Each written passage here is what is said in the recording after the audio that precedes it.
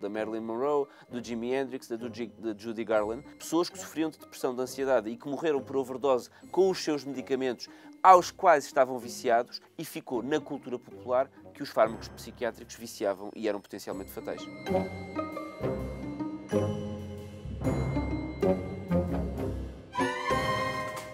Como é que se fixou a ideia de que medicamentos como calmantes, antidepressivos, medicamentos psiquiátricos, de forma geral, causam adição, viciam? Esta imagem que a população geral tem dos medicamentos psiquiátricos remonta aos anos 50, 60. Portanto, na verdade, não se refere aos medicamentos que nós usamos atualmente. Posso explicar Mas isso depois. perdurou, não é? Mas perdurou no tempo, e eu acho que perdurou muito também pela imagem mediática que os medicamentos tiveram. Aliás, ainda há um bocado esta ideia de que os medicamentos psiquiátricos são produzidos pela indústria farmacêutica, que inventou doenças para tratar. E, portanto, inventaram doenças, depois inventaram os medicamentos para vender os medicamentos. O que é completamente absurdo. Já nos tratados médicos mais antigos, no próprio Hipócrates, havia descrições típicas de depressão, de doença bipolar e outras doenças mentais, ansiedade, etc.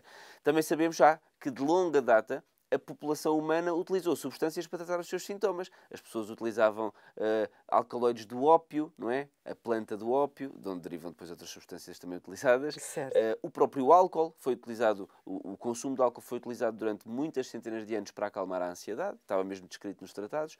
E depois a farmacologia começou a evoluir, e nos anos 50 houve um grupo de fármacos que foi muito popular para tratar a depressão e a ansiedade, que foram os barbitúricos.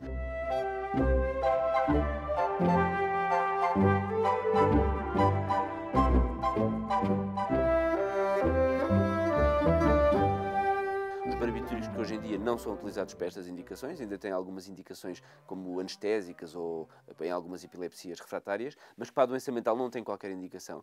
Os barbitúricos eram fármacos que eram utilizados para o tratamento da ansiedade e da depressão, e que são fármacos que, atendendo ao seu mecanismo de ação, têm um elevado risco de dependência e, sobretudo, se em sobredosagem, são potencialmente fatais. Viciam de facto, e as pessoas começaram a perceber isso pelas notícias. Pelas notícias e, sobretudo, pelas notícias associadas a celebridades, o que, aliás, é um fator que nos leva a perceber que todas as pessoas podem ter uma doença mental, mesmo pessoas super célebres e super glamourosas, como é o caso, por exemplo, da Marilyn Monroe, do Jimi Hendrix, da Judy Garland, que todos eles está documentado que terão morrido por overdose de barbitúricos. E estas notícias sucessivas nos órgãos de comunicação sobre pessoas que sofriam de depressão, de ansiedade e que morreram por overdose com os seus medicamentos aos quais estavam viciados, foram depois reproduzidos pelos filmes, pelos livros, pelas novelas, e ficou na cultura popular que os fármacos psiquiátricos viciavam e eram potencialmente fatais. Os medicamentos evoluíram, já não são usados da mesma forma, já não são usados os mesmos.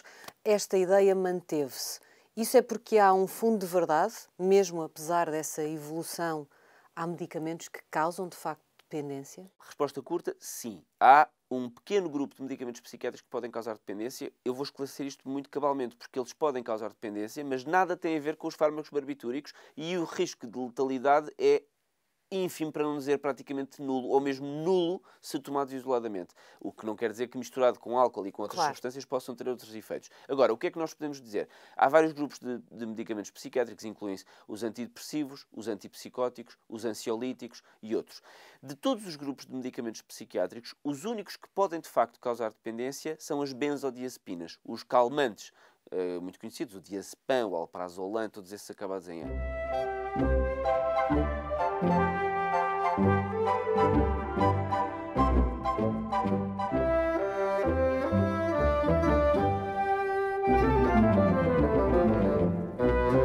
Só que estes medicamentos, na verdade, também sofrem desse estigma e desse preconceito associado aos barbitúricos dos anos 50. Porquê? Porque estes fármacos foram inventados no fim dos anos 50.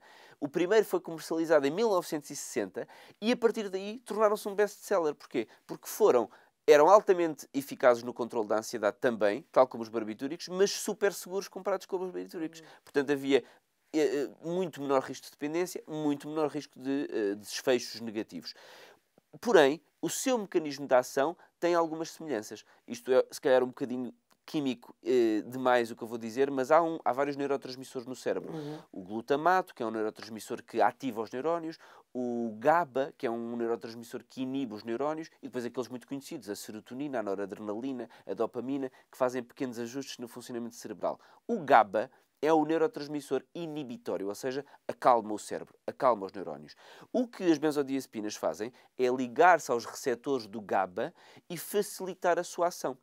Porém, sem GABA, ou seja, sem o próprio cérebro ter a produção dessa substância, o calmante não faz nada, enquanto que os barbitúricos faziam. E por isso é que os barbitúricos tinham um efeito tão potente e as benzodiazepinas têm um efeito muito menos intenso. Ora bem, quais são as características que um fármaco tem que ter para podermos dizer que ele causa uma dependência? Primeiro, tem que dar um desejo muito forte de consumir a substância. Segundo, temos que ter um descontrole do consumo, ou seja, uma pessoa que tenta parar e não consegue e que está a consumir mais dose para obter o mesmo efeito. O que se relaciona com o terceiro tópico, que é a tolerância. A tolerância fisiológica é um aspecto que se relaciona com o facto de, quando a pessoa toma a substância, ela vai fazendo cada vez menos efeito. Os receptores adaptam-se e, portanto, é preciso uma dose cada vez mais alta para obter o mesmo efeito. Um exemplo, eu antes tomava este medicamento e conseguia dormir e ele deixou de fazer Isso efeito. mesmo. Eu tomo o mesmo medicamento e já não consigo dormir. Que na Ou o verdade- mesmo comprimido. Na verdade, é uma coisa parecida com o que acontece com o álcool, não é verdade? As pessoas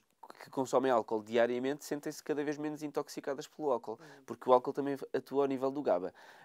Por isso é que é tão perigoso juntar benzodiazepinas com álcool. Mas as benzodiazepinas isoladamente são bastante seguras. Além da tolerância, temos ainda os síndromes de abstinência, ou seja, quando uma pessoa interrompe o fármaco, tem sensações muito desagradáveis associadas a essa interrupção. Portanto, só quando temos este conjunto de características é que o medicamento se pode dizer que causa dependência. Agora, é muito importante reconhecer o seguinte. Para já, os antidepressivos, os antipsicóticos e todos os outros medicamentos não causam dependência, de todo. Portanto, é muito injusto que os antidepressivos sejam vítimas deste preconceito. E mesmo as benzodiazepinas são muitíssimo seguras quando utilizadas corretamente. Têm que ser utilizadas por curtos períodos de tempo. Quando se prescreve o medicamento, ele é explicado como é que é tomado, mas também é explicado como é que deve deixar de ser tomado. O conhecido desmame. Isso, mas o desmame deve ser adequadamente planeado e, se for bem feito, não tem qualquer tipo de inconveniente. Isso significa que mesmo que eles causem essa dependência, não tem de ser para a vida toda. Não, É claro que possível não. fazer esse desmame. Evidentemente que sim. Ou seja, é injusto classificar os medicamentos psiquiátricos como um todo como fármacos que podem causar dependência.